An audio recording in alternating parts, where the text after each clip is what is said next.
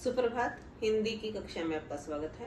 आज का हमारा उपविषय रहेगा कक्षा 10वीं अट नहीं रही है, जिसे लिखा है सूर्यकांत त्रिपाठी निराला ने और इसका है अभ्यास कार्य।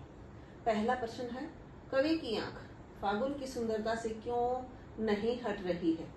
फागुन मास की प्राकृतिक शोभा बहुत ही मनोहारी है। पवन घर घर को महकाती है, आकाश में पक्षी अठखेलियां करते हैं, डालें पत्तों से लदी हैं। इन सब के कारण कवि की आंख फागुन की सुंदरता से नहीं हट रही है। प्रश्न नंबर 2 है, कवि ने प्रकृति की व्यापकता का वर्णन किन रूपों में किया है?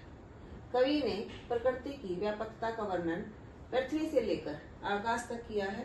प्रकृति का सौंदर्य वन, बगीचों, पेड़ पौधों पर फैला हुआ है।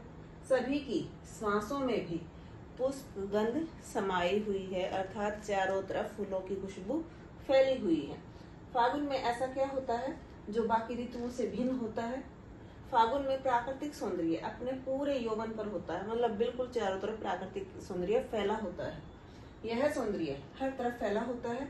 मौसम सुहावना होता है, ना अधिक गर्मी और ना अधिक ठंड पड़ती है। इन कविताओं के आधार पर 2 कविताएं थी, एक तो फागुन की मतलब अट नहीं रही है और दूसरा था उत्सव। तो इन दोनों कविताओं के आधार पर निराला के काव्य शिल्प की विशेषताएं लिखिए। कल्पना की गई है, कल्पना का तत्व है, रहस्य भावना है, छायावादी भावना है। वो तो मैंने बताया था कि जो सूर्यकांत त्रिपाठी निराला है वो छायावाद के 4 स्तंभों में से एक प्रमुख स्तंभ है। प्रगतिवादी भावना है, प्रगतिवाद का भी इन्होंने लिखा है और प्रकृति का सजीव रूप में चित्रण इन्होंने किया है। ये था हमारा अट नहीं रही है का अभ्यास कार्य। धन्यवाद।